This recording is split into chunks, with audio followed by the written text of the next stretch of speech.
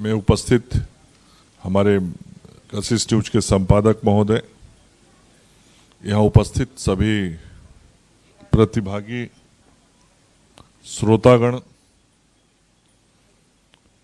Output head Ashutosh Mishra ji, Navneet स्नेही जी, आशुतोष चंद्रा जी, राजीव रंजन जी, प्रीतम कुमार जी, गौतम गौड़ जी, अंकिता कुमारी जी, नीरज कुमार जी और इनके साथ यहाँ उपस्थित सभी कैमरामैन, संपूर्ण कशिश परिवार के हमारे सभी साथीगण,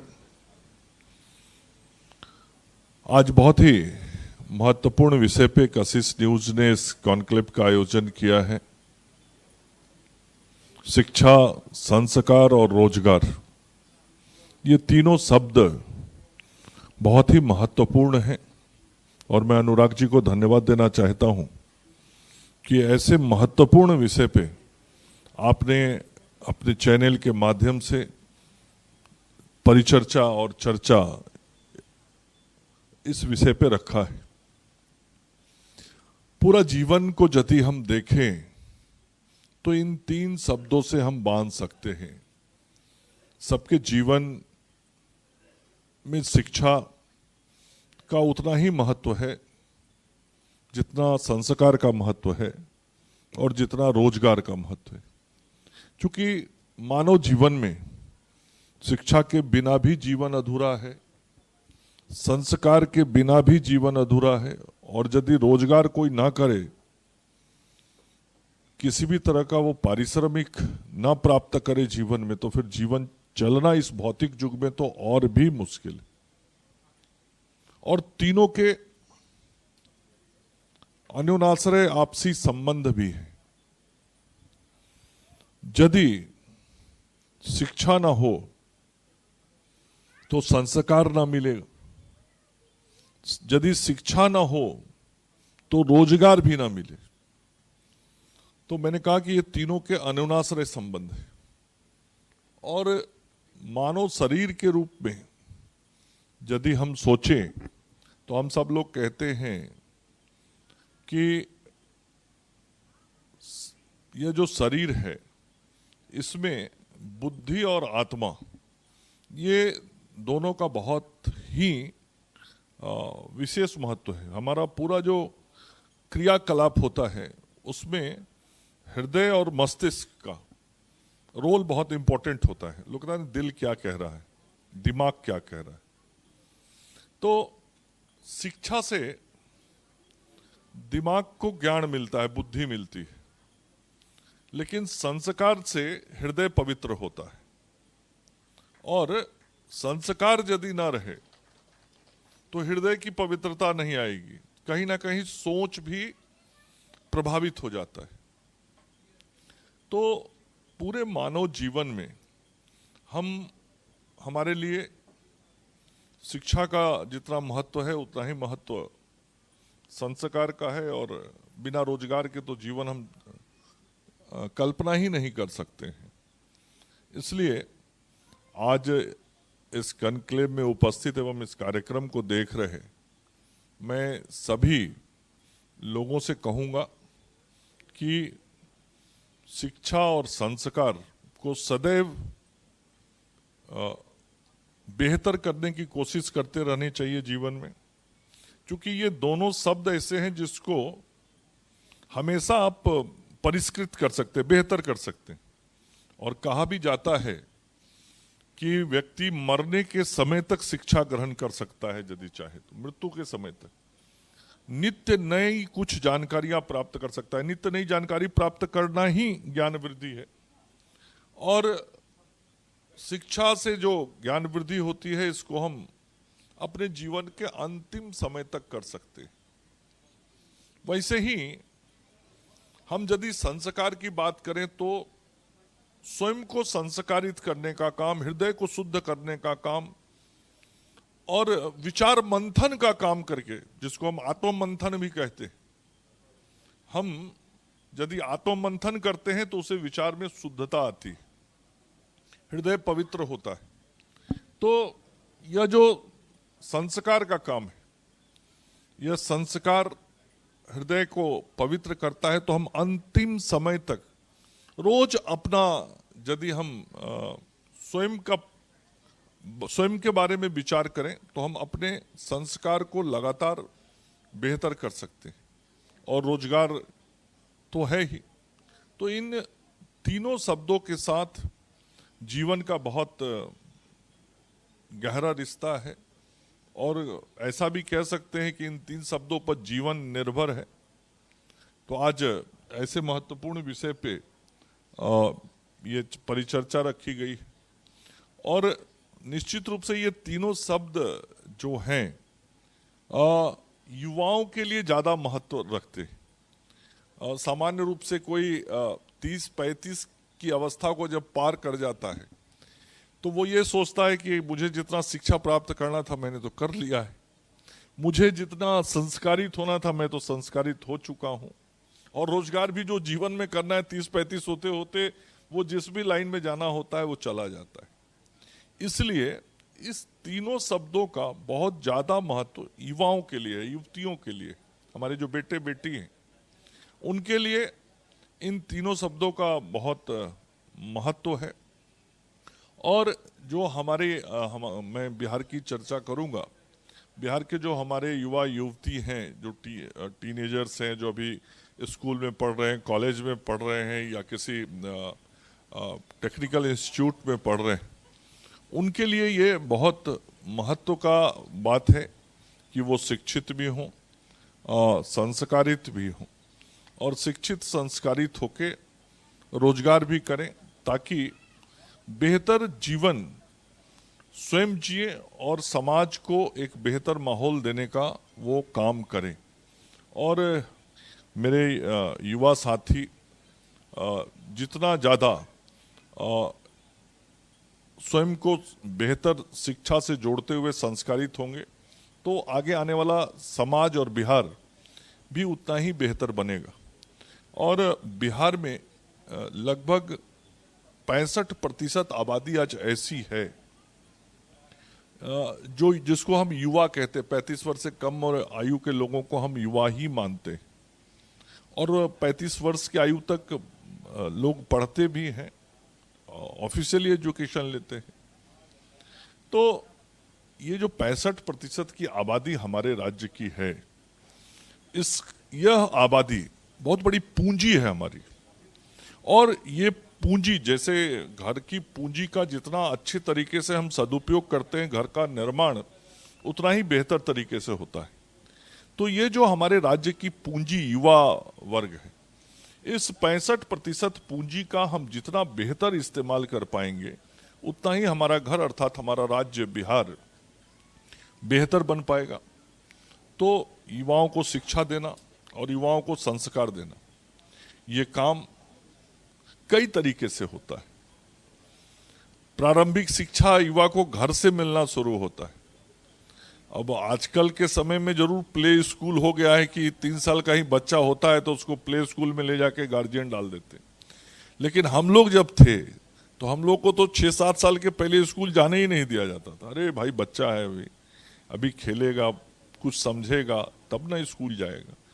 तो उस 6-7 साल की आयु तक ऐसा नहीं है कि शिक्षा नहीं मिलता था। कौन देता था शिक्षा? घर में माता पिता, ग्रैंडफादर, ग्रैंडमदर, दादा दादी जो हैं वो शिक्षा देते थे। और मैं तो मानता हूं कि जो भी आप 50 साल से ऊपर का लोग होगा वो स्कूल जाता था तो क ख ग घ ABCD घर से सीख के ही जाता था, और क से कमल, ख से खराई घर से पढ़ के जाता था।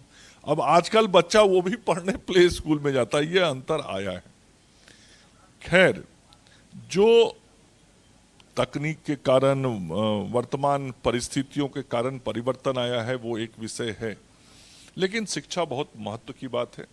इसलिए प्रारंभिक समय से लेके मास्टर डिग्री करने तक, चाहे वो किसी भी क्षेत्र का, पढ़ाई का माहौल बेहतर बने, क्वालिटेटिव एजुकेशन राज्य के अंदर हो, इसका प्रयास सदैव होना चाहिए। और जिस भी देश और राज्य में क्वालिटेटिव एजुकेशन मिलता है वहाँ के बच्चे बेहतर परिणाम लाते हैं। और मैं तो मानता हूं कि बिहार को मां सरस्वती का जरूर विशेष आशीर्वाद मिला हुआ है। हम अपने देश के स्तर पे यदि देखते हैं तो हमको ध्यान में आएगा कि जितने भी सिविल सर्विसेज हैं, आज उन सिविल सर्विसेज में किसी भी राज्य में मैं जाता हूं तो देखता हूं कि जो भारतीय प्रशासनिक सेवा के, भारतीय पुलिस सेवा के, भारतीय अभियंता सेवा के, ये जो भी इस प्रकार की विशिष्ट सेवाओं में हैं, उसमें बिहार के लोग बहुत बड़ी संख्या में। तो ये यदि तीक्ष्ण बुद्धि इस मां सरस्वती के द्वारा नहीं प्रदत्त होता तो शायद ये चीजें ये नहीं दिखती।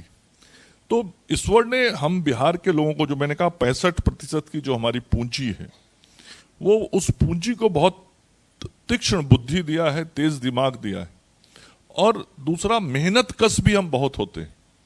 बिहार के लोग बहुत परिश्रमी और ईमानदार होते हैं। ईमानदारी के साथ परिश्रम करके दुनिया में अपना लोहा मनवाते। तो हम काम करने वाले लोग हैं, हम परिश्रमी लोग हैं, ईमानदार लोग हैं, बुद्धि भी तीक्ष्ण है। लेकिन निश्चित रूप से व्यवस्थाएं और माहौल बेहतर होना चाहिए।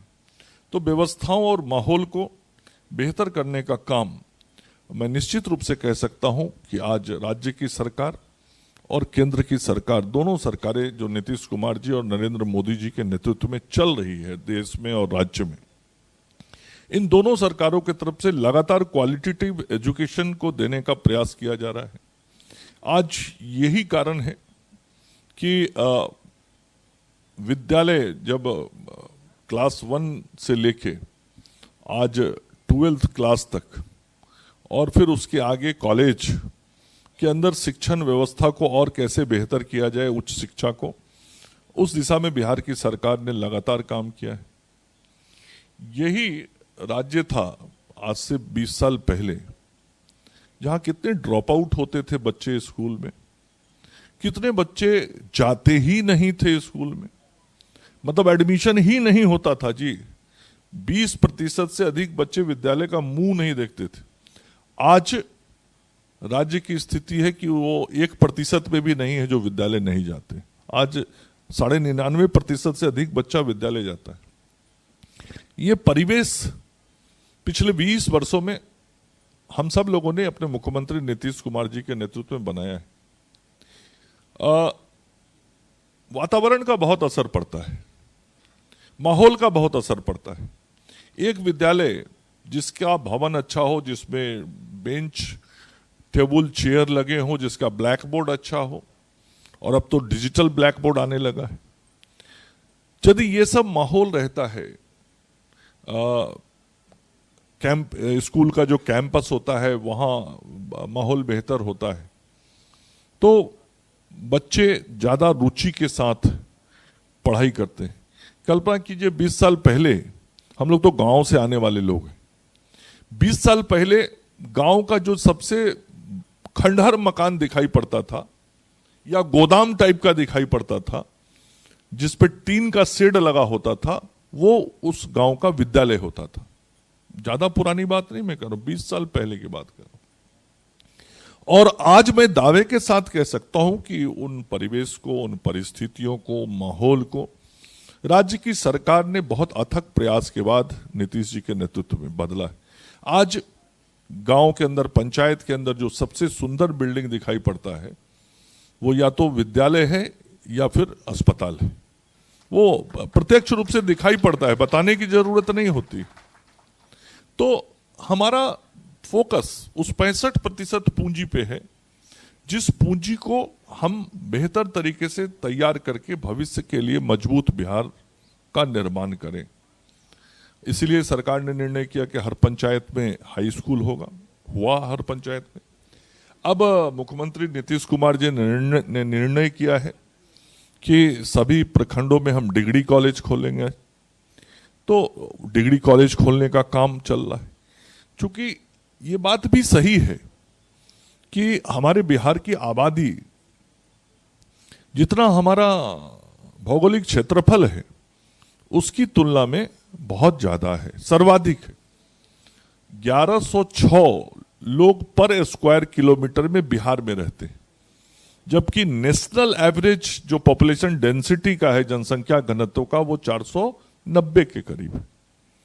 तो इतना ज्यादा लोग हमारे राज्य के अंदर हैं, तो स्वाभाविक है कि हर सिस्टम पे बहुत प्रेशर है। तो स्कूल सिस्टम पे भी है, हमको ज्यादा स्कूल, ज्यादा टीचर, क्वालिटेटिव एजुकेशन। फिर भी सरकार ने लगातार काम किया है। हमने विद्यालयों के अंदर शिक्षकों की नियुक्ति की है।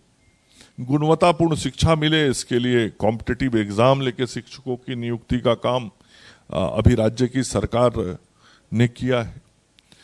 और इसके ऊपर जब हम जाते हैं तो आज जो हमारे कॉलेजेस हैं, चाहे यूनिवर्सिटीज हैं या टेक्निकल एजुकेशन की व्यवस्थाएं, उन सारे चीजों को हमने बहुत ही सुधारा है। मैं उदाहरण देना चाहूंगा यहाँ। पहले जो आज का बिहार है, यहाँ के लड़कों को पॉलिटेक्निक की भी पढ़ाई करनी होती थी तो धनबाद की ओर रुख करता था। आज बिहार में पॉलिटेक्निक के कॉलेज सभी जगहों पे, और पॉलिटेक्निक से आगे 20 साल पहले यहाँ सरकारी गिनती के 4-5 इंजीनियरिंग कॉलेज थे, शायद 4 था। आज सभी जिलों में बहुत ही बेहतर इंफ्रास्ट्रक्चर के साथ बच्चों को शिक्षण और प्रशिक्षण दे रहा इंजीनियरिंग कॉलेज सभी जगह काम कर रहा है। ये बहुत बड़ा आप कहीं प्रत्यक्ष रूप से अनुभव कर सकते हैं। यही राज्य था जहां आज से 20 साल पहले केवल 8 मेडिकल कॉलेज होते थे। आज भारत सरकार के 2 मेडिकल कॉलेज जो चल रहे हैं यहाँ, ईएसआईसी और एम्स को जोड़ लें तो आज इस राज्य में 24 मेडिकल कॉलेज चल रहा है। मतलब आजादी के बाद लगभग 53 वर्षों में जो चुनाव और सरकार बनने शुरू हुए, उसके बाद 53 वर्षों में 8 मेडिकल कॉलेज, और लास्ट 20 साल में इस राज्य के अंदर में 16 मेडिकल कॉलेज। सोचिए, उसके डबल बना यहां पे। और जिस तरीके से हम मेडिकल कॉलेज आदरणीय नरेंद्र मोदी जी और नीतीश जी के नेतृत्व में बना रहे हैं, मैं इस कॉन्क्लेव के माध्यम से बताना चाहता हूं कि जो शिक्षा की हम सब लोग बात कर रहे हैं, तो स्वास्थ्य शिक्षा बहुत जरूरी है। और अगले 5 से 6 साल में, जिसकी संख्या मैंने 24 बताई, अगले 5 से 6 साल में यहां 47 मेडिकल कॉलेज बिहार के अंदर हो जाएगा। ये सब बन रहे हैं, ये मैं नंबर एक्सपेक्ट करके नहीं बता रहा हूं, अनुमान के आधार पे। ये सभी निर्माण और मान्यता प्राप्त करने के क्रम में। तो सोचिए कितना बड़ा परिवर्तन होगा और 5-6 साल के बाद स्वास्थ्य शिक्षा के क्षेत्र में, वैसे ही अभियंत्रण शिक्षा के क्षेत्र में। अब आजकल एक नया शिक्षा एआई आया, एडवांस इंटेलिजेंस। अब ये शिक्षा भी बहुत सारे क्षेत्र में है। ये आपके मीडिया के लिए भी है, आपके कैमरे में भी इसका यूज होता है, ये हेल्थ के लिए भी है, ये इंजीनियरिंग के लिए भी है। ये हर सेक्टर में आज एआई शब्द जो है वो आ गया है। और निश्चित रूप से आज दुनिया तकनीक के साथ आगे बढ़ रही है, और बिना टेक्नोलॉजी के हम दुनिया के साथ कंपटीशन नहीं कर सकते। तकनीक में भी हमको दुनिया के साथ चलना पड़ेगा, और हमको उसी तरीके से अपनी व्यवस्थाओं को बनाना पड़ेगा। तो मैं जरूर आज कहूँगा कि देश में तो हो ही रहा है, बिहार में भी हम एआई सेक्टर में बढ़िया काम कर रहे हैं। और सामान्य रूप से गांव से लेकर शहर तक व्यवस्थाओं को बहुत बदला है। जो मैंने ड्रॉप आउट की बात कही, आज हम सब लोगों ने मुख्यमंत्री नीतीश कुमार जी के नेतृत्व में कई योजनाएं चलाई, जिसके कारण आज ड्रॉप आउट तो छोड़ दीजिए, पूरा जो एडमिशन हो रहा है, और खास करके जो हमारी बेटियां हैं, बेटियों के का जो एजुकेशन है वो और हायर साइड में हो रहा है। हम लोगों ने बच्चियों को पहले स्कूल जाने के लिए साइकिल देने की योजना यहाँ शुरू की। वो भी एक समय था, आज से करीब 17-18 साल पहले जब हम लोगों ने शुरू किया था। बच्चों को, जो गरीब घर के बच्चे हैं, मैंने कहा यहाँ पॉपुलेशन डेंसिटी ज़्यादा है, गरीबी है, पर कैपिटा इनकम हमारा कम है, लेकिन इन सब के बावजूद मध्याह्न भोजन दिया, इसीलिए कि गरीब अपने बच्चे को जरूर विद्यालय भेजे, उसके माँ बाप भोजन की चिंता नहीं करे, पढ़ाने की चिंता करे। छोटी छोटी बातों पे ध्यान दिया, उसको साइकिल दिया, उसको भोजन देने का काम किया। बेटियां ज्यादा पढ़ें, इसलिए हम लोगों ने बिहार में योजना चलाई है और मुख्यमंत्री कन्या उत्थान योजना चलता है। उसके तहत जो इंटर पास करती है हमारी बेटियां, तो इंटर पास करने वाली बेटियों को प्रोत्साहन राशि दी जाती है।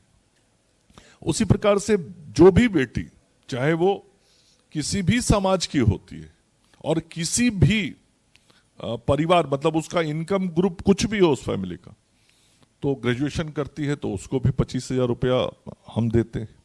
तो एक एक बेटी पढ़े, उसके अंदर वो जिल हो दिल में कि हमको पढ़ना है और पढ़ के अच्छा परिणाम लाना है, हमको उच्चतर शिक्षा ग्रहण करना है।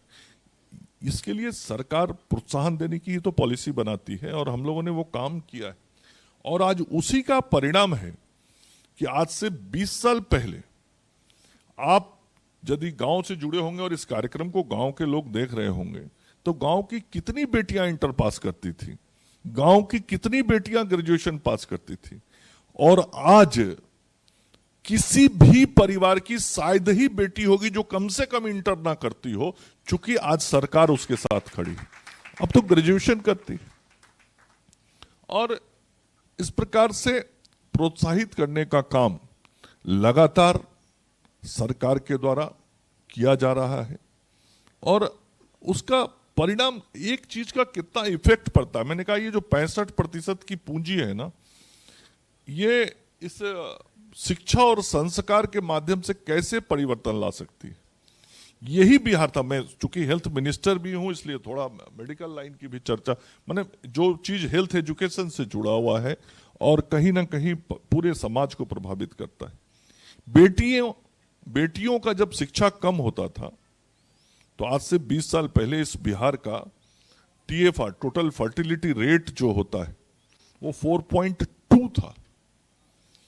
और 2019-20 में जो लास्ट सर्वे हुआ है, उस लास्ट सर्वे में बिहार का टोटल फर्टिलिटी रेट घट के 3 पे आ गया है। मैं समझता हूं अभी वो 2.8 के आसपास होगा, क्योंकि ये लास्ट सर्वे ही हुआ है 2019-20 में, अभी दूसरा उसके बाद का सर्वे चल रहा है। ये इतना बड़ा जो कमी आया, और उसके कारण चूंकि जनसंख्या को तो नियंत्रित हमको करना पड़ेगा। जिस तरीके से जनसंख्या हमारा 4.2 के स्पीड से बढ़ रहा था, तो वो तो अनियंत्रित हो जाएगी सारी व्यवस्थाओं को संभालना। तो उसमें भी उन बेटियों की शिक्षा का बहुत महत्व है। मैं आपको एक आंकड़ा देना चाहता हूं। सर्वे का रिपोर्ट है कि पूरे देश में यदि बेटियां इंटर पास हैं, तो देश का औसत 1.8 है TFR का, और बिहार की बेटियों का TFR का रेट है 1.7 का। और उसी प्रकार से पूरे देश की बेटियों ने ग्रेजुएशन जिसने पास किया है, उसका TFR यदि 1.7 है, तो बिहार के ग्रेजुएशन पास की हुई बेटियों का TFR 1.6 है। मतलब जब शिक्षा हम उसको दे देते हैं, तो किस प्रकार से वो हर विषयों को समझती है और राष्ट्र के निर्माण में कैसे उसका योगदान होता है, इस समाज को मजबूत करने में कैसे उसका योगदान होता है। तो एक एक चीज को बहुत माइन्यूटली राज्य की सरकार ने समझ समझ के कदम बढ़ाया है और हम आगे बढ़े हैं। और शिक्षा की बात मैंने बहुत की, उसी प्रकार से संस्कार है। बगैर संस्कार के व्यक्ति का जीवन सफल नहीं हो सकता है। और संस्कार, और हम लोगों की तो अपनी भारतीय सभ्यता में अपनी एक संस्कृति है, अपनी परंपरा है, परिवार का लोकलाज है, समाज में जीने रहने की एक जीवन शैली है। तो ये जो जीवन शैली है, परिवार के अंदर का आचरण है, समाज के अंदर का आचरण है, हमारा जो व्यवहार है, ये सब हम संस्कारों से सीखते हैं। और ये संस्कार शुरू में परिवार से ही मिलता है, लेकिन जैसे जैसे हम बड़े होते हैं फिर वो बाहर के परिवेश से भी हम संस्कार सीखते हैं, विद्यालयों में जाके भी संस्कार सीखते हैं, हम जहाँ कार्य कर रहे होते हैं वहाँ से भी संस्कार सीखते हैं। और मैंने शुरू में कहा कि संस्कार से हृदय शुद्ध होता है, तो हृदय को शुद्ध करते रहने के लिए आत्म परीक्षण करते रहना भी, आत्म निरीक्षण करते रहना भी बहुत जरूरी होता है। इससे स्वयं व्यक्ति संस्कारित भी होता है। मैं तो स्वयं भी करने की कोशिश करता हूं, और मैं सदैव जब इस प्रकार की कहीं कोई चर्चा का अवसर मिलता है तो मैं कहता हूं कि हर व्यक्ति को रात को सोने समय जरूर आत्मचिंतन करना चाहिए, आत्म परीक्षण करना चाहिए। आज दिन भर में हमसे क्या क्या व्यवहारिक गलतियां हुई, कहाँ हमने शब्दों के उच्चारण में, व्यवहार में गलतियां की, त्रुटियां की, खामियां हुई, और हम क्या सुधार सकते हैं। जो व्यक्ति आत्म परीक्षण करके स्वयं को सुधारता रहता है, वही बेहतर संस्कारित होकर समाज को भी बेहतर बनाता है। तो ये काम हमको जरूर करते रहना चाहिए। हम लोग कोई वेस्टर्न कंट्रीज के लोग नहीं हैं कि संस्कार को छोड़ के केवल शिक्षा के आधार पे समाज के विकास की बात करें। इसलिए मैंने शुरू में अनुराग जी को धन्यवाद दिया कि शिक्षा के साथ आपने संस्कार शब्द को भी जोड़ा है। नहीं तो यही चर्चा यदि कहीं वेस्टर्न कंट्री में हो रही होती तो वहाँ शिक्षा एवं रोजगार पे चर्चा होता, वहाँ शिक्षा, संस्कार और रोजगार पे चर्चा नहीं होता।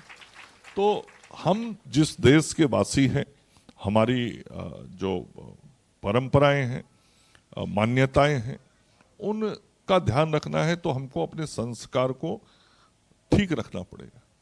और संस्कार का मतलब जीवन में कुछ होने वाले संस्कार नहीं है। मैंने कहा प्रतिदिन अपने संस्कार को परिष्कृत मतलब बेहतर करते रहने का प्रयास हर व्यक्ति को करना चाहिए। और हम निश्चित रूप से ऐसा करेंगे तो हम समाज में अपना बेहतर योगदान दे पाएंगे, इस बात का मुझे विश्वास और भरोसा है। आज जरूर आज का जो आधुनिक दौर है, उस आधुनिक दौर में थोड़ी कुछ कमियां आई हैं, मैं उसकी तरफ भी, समय है ना, उसके तरफ भी ध्यान देना चाहूँगा। ये मैंने कहा टेक्नोलॉजी महत्वपूर्ण है, टेक्नोलॉजी का ही पार्ट आज का मोबाइल है।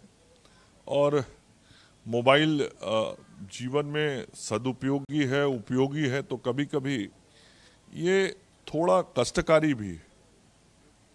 अब पहले माता पिता, दादा दादी के हाथ में जब मोबाइल नहीं होता था तो उसके सामने उसके बच्चे होते थे, उसके पोते पोती, नाती नतनी होते थे, और वो समय उनके साथ व्यतीत करते थे तो उन बच्चों को निश्चित रूप से संस्कारित करते थे।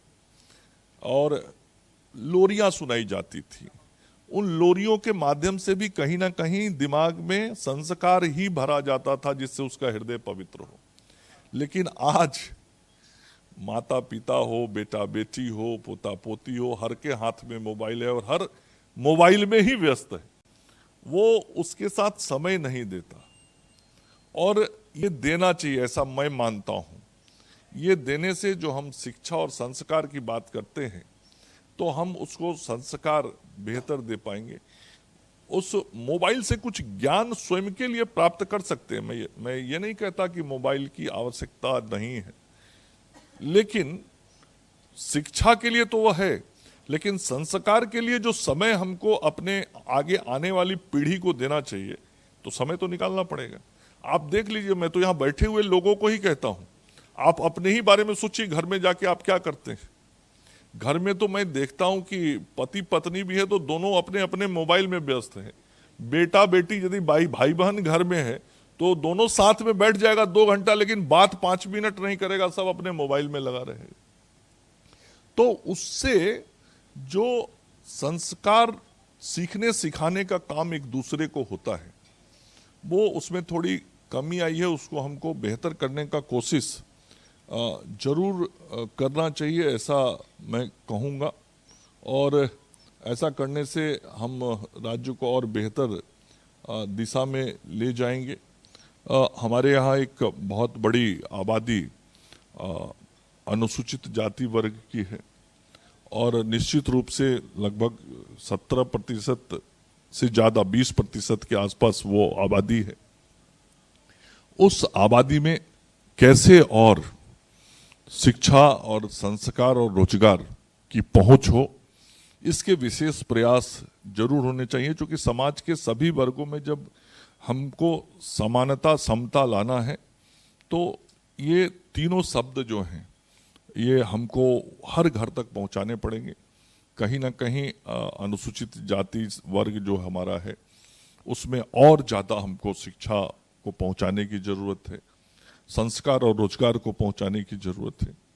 और उसके लिए भी राज्य की सरकार, बिहार की सरकार विशेष रूप से फोकस करती है। हम काम करते हैं, हम मुफ्त में पुस्तक देने का काम उच्च हाई स्कूल तक के बच्चों के लिए करते हैं ताकि उस समाज वर्ग में भी शिक्षा का बेहतर माहौल हो और वो शिक्षित हो, संस्कारित हो। इसका काम किया जाता है।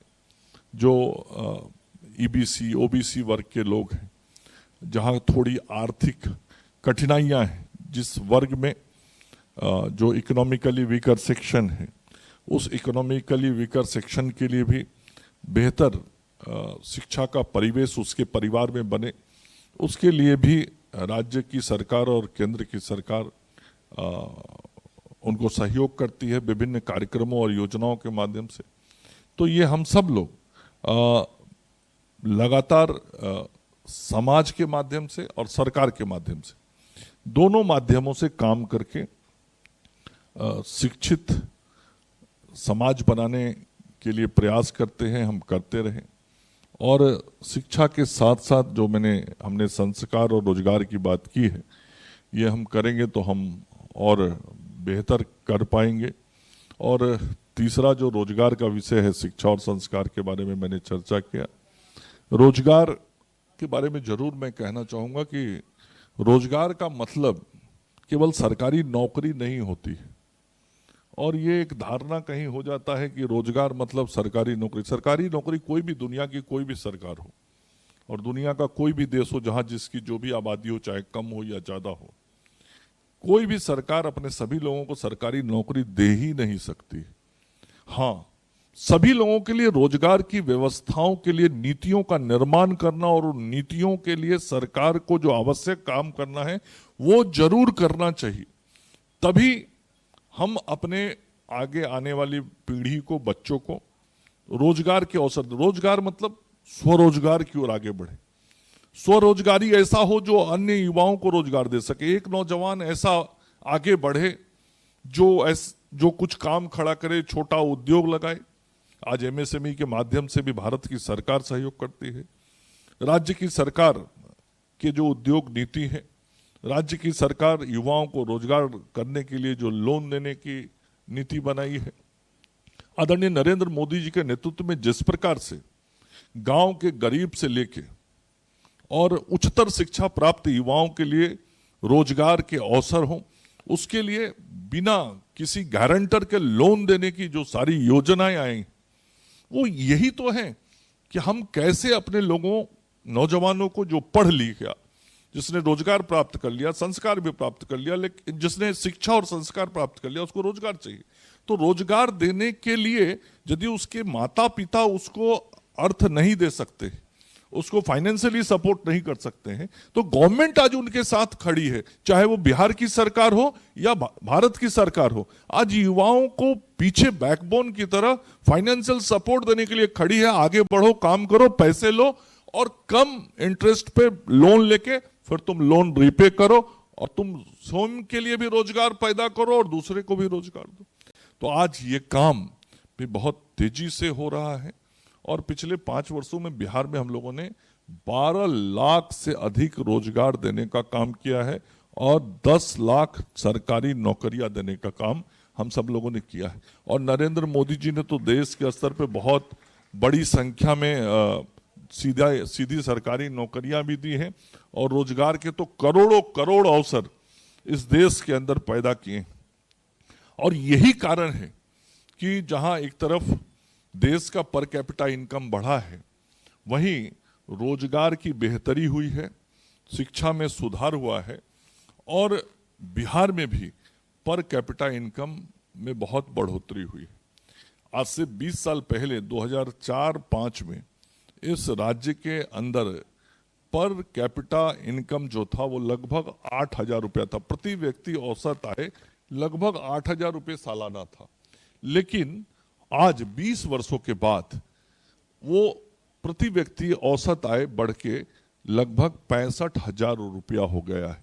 तो यह 8 गुना वृद्धि 20 साल में हुई है।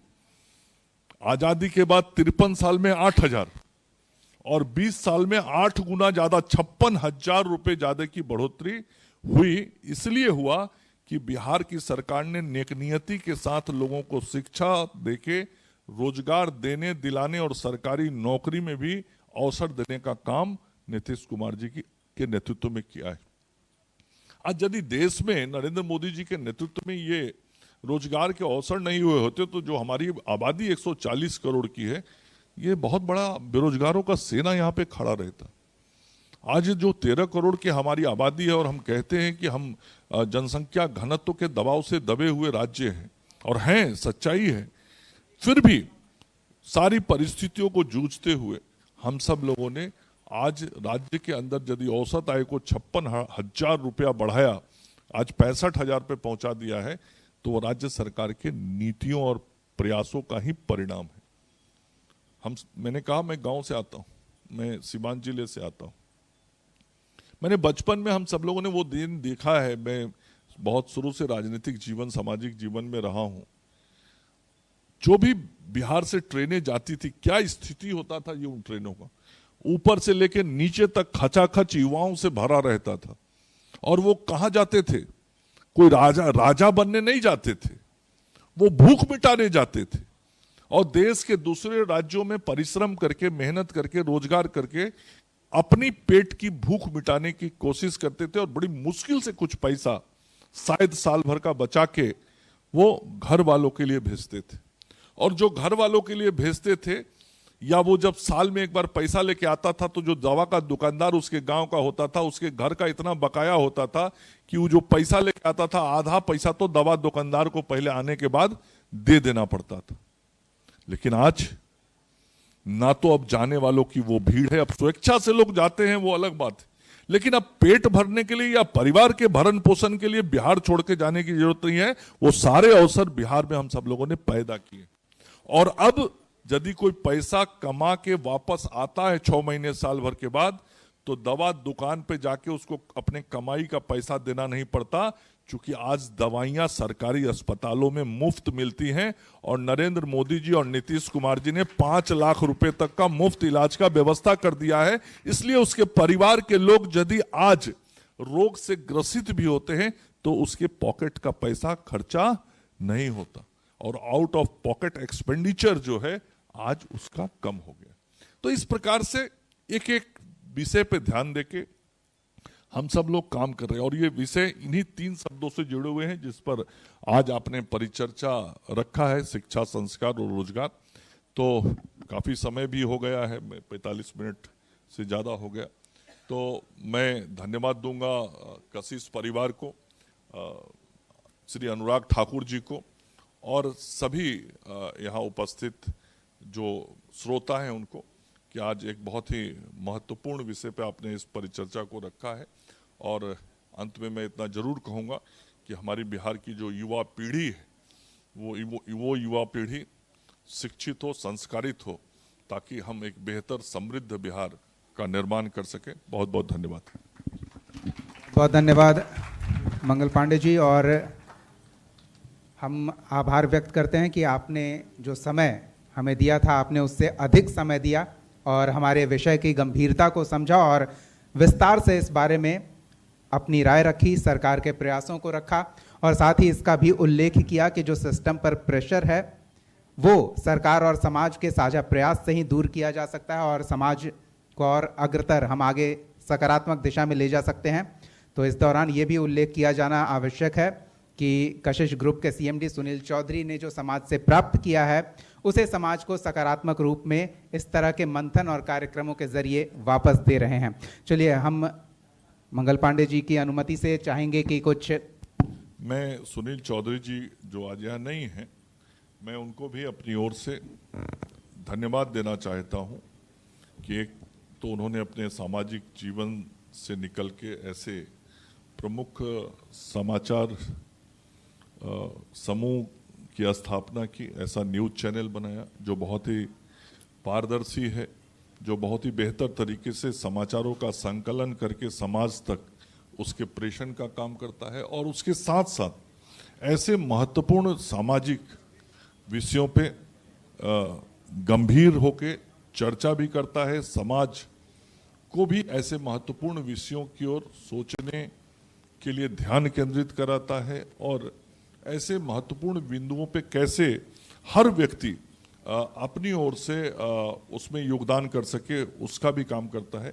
तो मैं सुनील जी को बहुत हृदय से आभार व्यक्त करना चाहता हूं कि आपके प्रयासों से जो आज कशिश चैनल ने कई वर्ष पूरे किए हैं, लगातार उत्तरोत्तर बेहतर बढ़ रहा है और बहुत बेहतर तरीके से समाज की सेवा कर रहा है। जी, थोड़ा सा और आपका बहुमूल्य समय चाहेंगे हम। कुछ मेहमान हैं और जो सामाजिक रूप से बेहद सक्रिय हैं, सरकार के प्रयासों को समाज को और बेहतर देने के उद्देश्य के साथ लगे हुए हैं, तो हम चाहेंगे कि वो मेहमान हमारे साथ मंच पर आएँ और उनके योगदान को हम सम्मानित करेंगे। माननीय मंगल पांडे जी के कर कमलों द्वारा उन्हें सम्मानित किया जाएगा और सबसे पहले हम आमंत्रित करना चाहेंगे डॉक्टर नवेंदु शेखर जी को।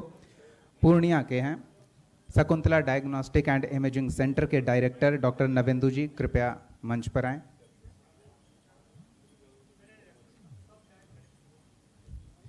डॉक्टर नवेंदु शेखर जी, माननीय मंगल पांडे जी, हम आग्रह करेंगे कृपया मंच पर आ जाएं सर। और फिर डॉक्टर सुनील कुमार सुमन जी कृपया आएं। ये doctor Navendu Shekhar, Shakuntala diagnostic and imaging centre Purnia के डायरेक्टर। हम आमंत्रित कर रहे हैं डॉक्टर सुशील कुमार सुमन जी को, जयमाला शिक्षा निकेतन कटिहार।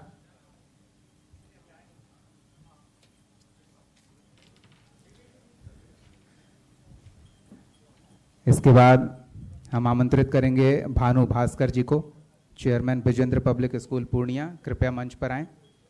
ये हैं डॉक्टर सुशील कुमार सुमन, जयमाला शिक्षा निकेतन कटिहार के।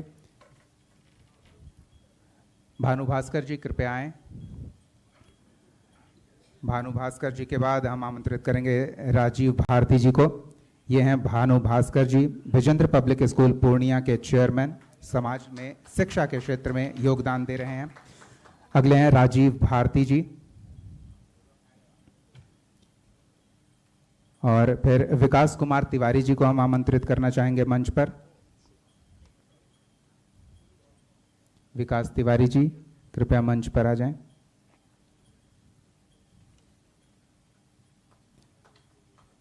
विकास तिवारी जी के बाद इंद्रजीत प्रसाद राय जी को हम आमंत्रित करना चाहेंगे।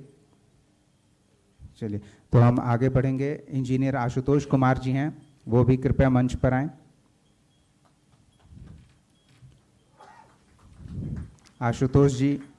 आशुतोष जी के बाद ब्रजनंदन कुमार चौबे जी। ये आशुतोष जी डायरेक्टर आभा पब्लिक स्कूल सुपौल। इनके बाद ब्रजनंदन कुमार चौबे जी कृपया मंच पर आएं। Doctor BR Ambedkar college of education Bodhgaya, doctor Brajendra Kumar Choubey ji. Satish Chandra Tripathi ji कृपया मंच पर आएं। सतीश चंद्र त्रिपाठी, बाल विकास केंद्र बक्सर के डायरेक्टर सतीश चंद्र त्रिपाठी जी। DK सिंह जी हमारे अगले मेहमान, डॉक्टर DK सिंह जी कृपया मंच पर आएं।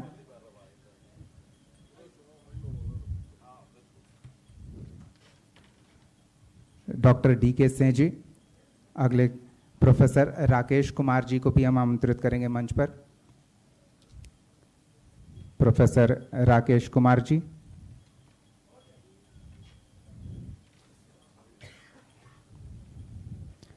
और फिर एलीट इंस्टीट्यूट के संस्थापक श्री अमरदीप झा गौतम जी मंच पर आपको आमंत्रित करेंगे।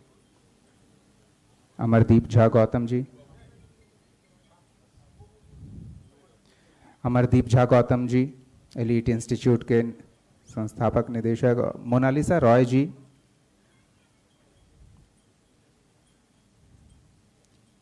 मोनालिसा रॉय, तो ये अमरदीप झा गौतम जी थे जिनके समाज के योगदान को माननीय मंगल पांडे जी ने सम्मानित किया। और doctor Monalisa Roy, director Roy college of education Muzaffarpur. तो हम चाहेंगे सभी अतिथियों को जिन्हें सम्मानित किया गया है समाज में उनके योगदान को समर्पित इस कार्यक्रम के माध्यम से बहुत बहुत धन्यवाद सभी आगंतुक मेहमानों का, और एक जोरदार तालियां इन सब के लिए, समाज में इनके सकारात्मक पहल के लिए। बहुत बहुत धन्यवाद सर। तो हम आभार व्यक्त करते हैं एक बार फिर से डॉक्टर मंगल पांडे जी का, और बहुत बहुत धन्यवाद इस कार्यक्रम में अपने व्यस्त शेड्यूल से समय निकालने के लिए और हमारे साथ इस कार्यक्रम में जुड़ने के लिए। दर्शकों को कहेंगे ये कार्यक्रम आज दिन भर जारी रहेगा, जिसमें हम तमाम विषयों पर लगातार बातचीत करते रहेंगे। कशिश एजुकेशन कॉन्क्लेव, संस्कार, रोजगार, इन दोनों विषयों पर किस तरह से हम शिक्षा के क्षेत्र में अपना योगदान देते हुए आगे बढ़ रहे हैं। तो एक कार्यक्रम को हम जारी रखेंगे और सभी अपने जगह पर बैठे रहें। कृपया सभी लोग अपने जगह पर रहें। हमारे मेहमान, कार्यक्रम हमारा चलता रहेगा, ये चर्चा हम जारी रखेंगे और इस चर्चा के माध्यम से हमने ये जाना कि किस तरह से स्वास्थ्य के क्षेत्र में सरकार काम कर रही है, और विशेष रूप से जो मंगल पांडे जी ने अपने संबोधन में उल्लेख किया कि बेटियों